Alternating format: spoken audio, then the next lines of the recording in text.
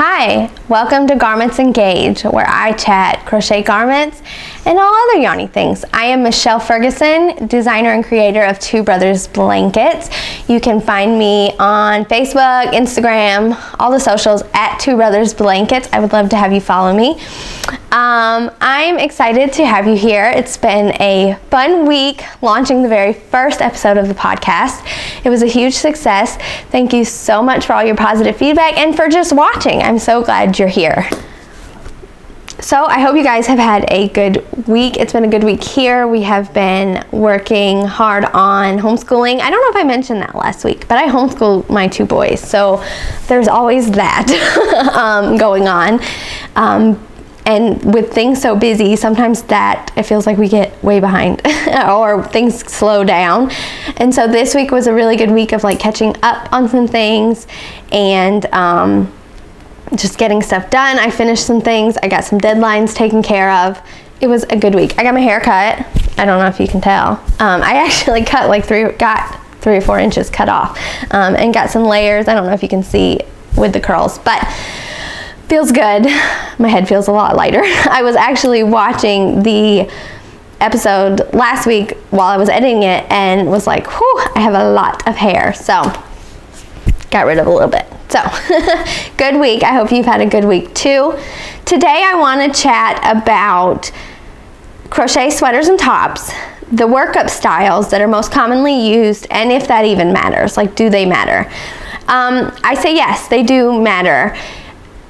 There are 4 main, most commonly used, I would say, workup styles, which is the way you work it up, basically. There's top down, which you start from the top and you work your way down.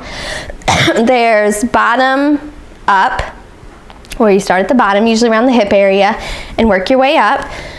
There's rectangular, which is 2 rectangles, and they're just sewn together, and you leave an opening for your arms and your head.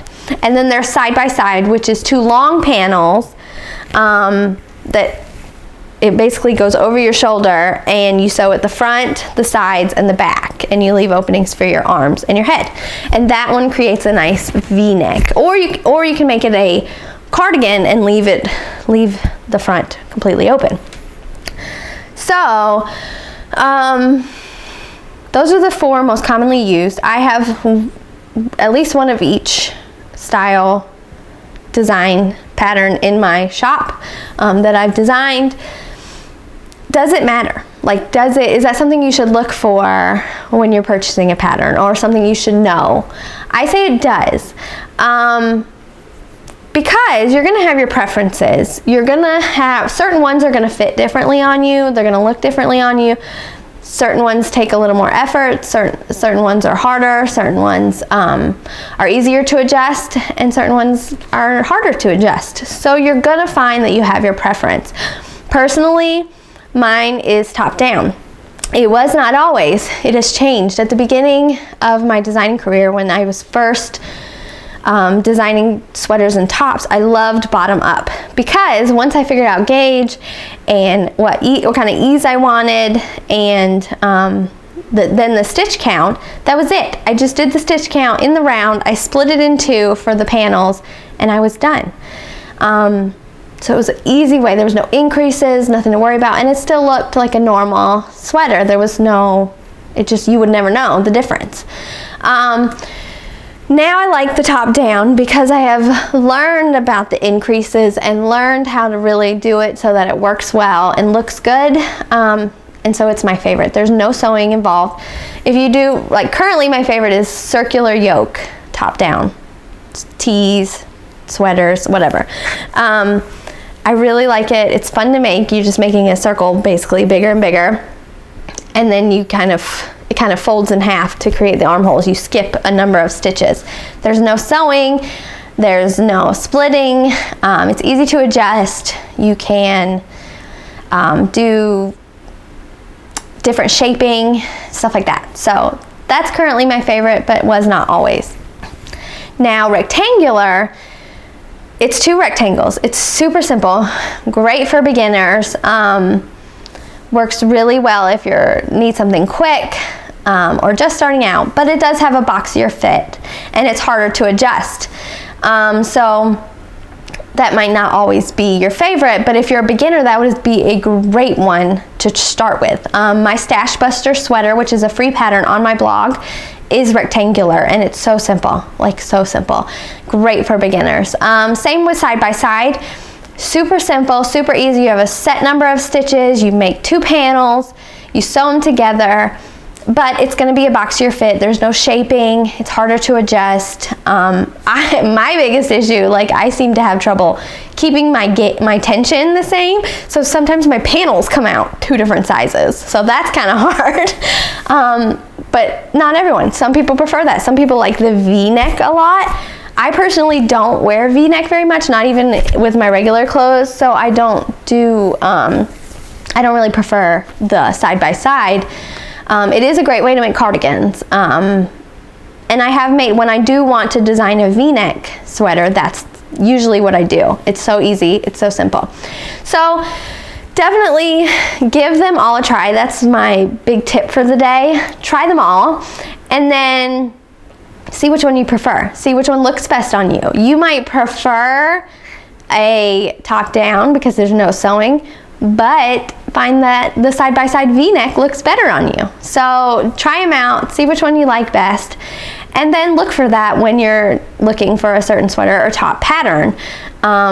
Most of them will say it on the listing, on Ravelry or Etsy or wherever. If it doesn't, feel free to ask the designer. I'm sure that he or she would be happy to let you know what the Workup style is so that you can know which one you like.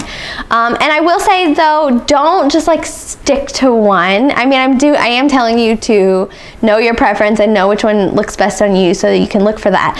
But also, like, sometimes you'll be surprised. So if you really like a pattern and a sweater and it's not your chosen workup style, don't like be like, no, can't do it. You know what I mean? So you might be surprised, but it does matter. I think it's important to know. It's important to try them all, I think, so that you just see the way they all work up and the way you like it. So that is my advice for the day, my garment making advice, crochet making advice, or crocheting advice for today. What's next? Oh, what's in my WIP bag? Let's see. So I finished the Lamail sweater last night. I am happy with it. I changed it a little bit. And excuse the water and the coughs. The pollen is terrible here in Florida. I guess everything blooms in February here in Florida, which I know, well, I know, and in South Florida. So the pollen is terrible right now. So I've got the scratchy throat and the watery eyes. Ugh. So please excuse all that. Now, yeah, I finished the mail. I changed it a little bit. So it has the distressed opening in the fronts and the sleeves. Originally, I took it out of the sleeves. I'm getting old, I think, and I just don't want as much skin showing. So I took that out, but I'm happy with it, and I'm gonna put the adjustment in the pattern update too, so that you guys could choose too. I'm gonna leave the openings in the sleeves, but also add how I did it without. What else? Okay, so let me reach down here. I'm working on my Chevy. Now that I'm done with the Lamail, I'm pulling stitches out. Continuing to work on this. Happy with it. It's very soft and flowy, and it's a great, like, mindless evening while I'm watching TV project. I also want to start, this isn't a WIP, but I want to start a shawl with these. This is some DK weight hand-dyed yarn from Aquarius Make, and I have a shawl idea that I've been sitting on forever that I want to start. I really like these colors, and then you got the rose pink and like the pale pink, peachy cream, I don't know. So that is gonna get started. Oh, and one more thing. This is the body of a Savannah handbag. And I had one of my testers make me a sample. She made this sample for me. I sent her the yarn and I didn't send enough. So I had her send it back, this part back that she had finished. Great job. And got some more.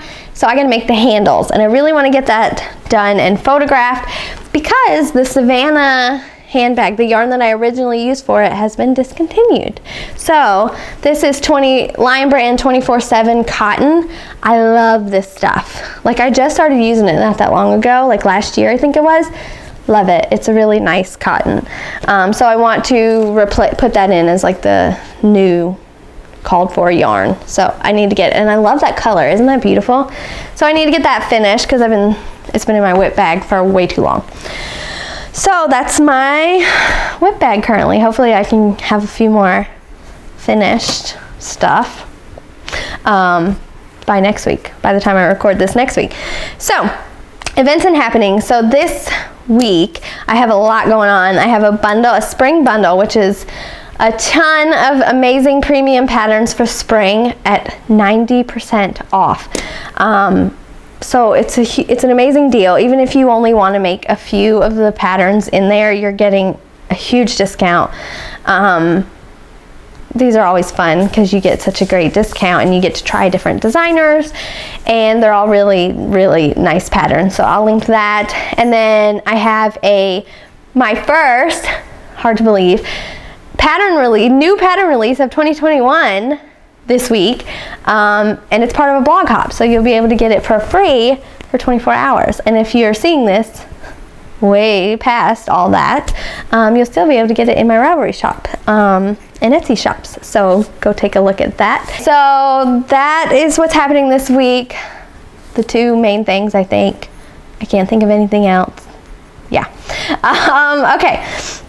So time for Brutally Honest Yarn Review. I was asked to review Knit Picks Brava. So there's a Brava Sport and a Brava worsted. I've been using it for years, like I think since 2015. It's one of my favorites. And here's the thing. WeCrochet, I am an ambassador for WeCrochet. They do send me yarn. I am an affiliate, so which means I get a small commission if you make a purchase from my links, all that. But long before I was doing all that, I was purchasing Brava Sport and Brava Worsted off of Knit Picks website, which is their sister site. So I feel qualified to give my brutally honest yarn review for this because I was purchasing it long before. I think that's probably how they found me, actually, because I designed with it so much back in like 2015 and 2016. So there's an older version and a newer version. This is from Knit Picks. This is from WeCrochet. I think it was 2019 they got a new supplier, I think. Don't quote me on that. But this is one that I purchased myself before that from Knit Picks. Probably before WeCrochet was even WeCrochet. So Brava Sport is a 100% premium acrylic yarn. It is machine washable and dryable. It has 273 yards a skein and a lot of colors. Like there's a bunch of them back there too. You can see that pretty pink color. I don't know. There's probably a bunch of it. So like I said, they got a new supplier. I think it was back in 2019. And this is the older version. This version, the blue, is slightly thicker than the older version. I find it just a tad bit thicker. So that kind of was like, ugh, really? But after working up some gauge swatches and stuff like that, I have found that with this one, I only have to go down a hook size, about one hook size, to meet gauge. So that's not too terribly bad. Now I will say, the new version is much softer and squishier than the older version. Much softer. I really like how soft it is. And at the price, I think it's like $2.49 a skein. And the amount of colors you can choose from, this is a really good, really affordable worsted, or well, no, sport. This one's sport weight yarn that you can have in your stash. So, like I said, it's machine washable and dryable. And I've designed with it over and over and over again, and washed it and laid it out to dry. Well, this is the new version. This is my Chevy cowl. And no, I have not weaved in ends. I hid them for pictures. I washed it and dried it. I washed it regular, didn't even wash it delicate, and dried it on medium heat. I said, I'm just gonna do it. Gonna see, I'm gonna tell them what it's like to dry it. So I did. Y'all, it's even softer. It's even drapier and flowier and beautiful. It turned out really good. Now I don't know if it was dry, probably the dryer that did it. I'll have to like just wash and lay flat to dry again with this newer version. Look at that drape. So it turned out really nice. It's a little bit fuzzy. Like not a lot, not enough to be like, oh, it's all fuzzy. It has a little bit of fuzz that, you know, came out in the wash or whatever. But not a lot. And the softness and drape kind of just makes up for it. So, all that talk last week, and I was kind of proven wrong. Now, I still don't think I would like continuously, once a week or whatever, dry my crocheted projects. But this being, I mean, I guess it's a 100% premium acrylic. And I had someone ask me about that. Like what makes a acrylic premium? And honestly, I got to do some more research on that because I'm not sure, honestly. But this is very premium to me. The fact that I washed it and dried it and it turned out so nice. Like it's so nice. It just makes me love it even more. So I'm giving it a 9 out of 10. Now let me tell you why I'm not giving it a 10 out of 10 as much as I love it. It ain't no sport weight yarn, y'all. Like, it's called Brava Sport, but to me it is way thicker than a sport. To me it falls in the DK category. And I always thought this older version, which is not as thick as this version, was a little thick for sport. It was a thicker sport. And that's what I would still consider it, a thicker sport. But this I'm going to put in the DK category because and like on my patterns, like on my Chevy cardigan, and I think on this pattern, the Chevy cowl, I call for DK number 3 weight yarn, and then I put that I use this because to me this is more DK. It's thick for a sport. I've seen DK weights that are not as thick, thinner than this. Now I know different brands, different suppliers, different types of yarn. It's gonna vary, but to me this is just too thick to be called an actual sport. Like it has the number 2 on here, and to me it's just more of a DK. It's too thick. So that is the only reason I'm giving it a 9 out of 10 and not a 10 out of 10, because it's thick. It's more of a DK, honestly, and that's what I use it as. But I love it still. I still use it. It's still my favorite. Y'all get you some. I promise. There's a bunch of colors to choose from. I'll put my affiliate link in the bio, or in the description, the bio, Instagram, so that you can check them out. It's one of my all-time favorites. Lots of designs with it. Yeah, can't really talk too bad about this one. So one of these days we're gonna find a yarn. I'm gonna try a yarn that I'm gonna have to be real brutally honest about. So, but it ain't this one today. So that is my review of Brava Sport. All right, I think that's it. I hope those tips were helpful about the Workup style. Definitely give them a try. I'd love to know in the comments, comment below and let me know if you've tried them all and what your favorite one is, or if you haven't tried it all and which one you'd like to try. I'd love to know. Leave any questions you have in the comments. I'll be happy to answer. There were some questions last week that I really want to do a whole episode on, so definitely those questions. Let me know what yarns you'd like for me to review, and hit that subscribe button. Make sure you're subscribed. There's a new episode every week. So yeah, definitely do that. What else is there? Let me think. Subscribe, follow Two Brothers Blankets on Instagram and Facebook. Check out my patterns on Ravelry or Etsy. TwoBrothersBlankets.com is my website. You can find a bunch of free patterns there. So I guess I'll see you guys next week. Bye.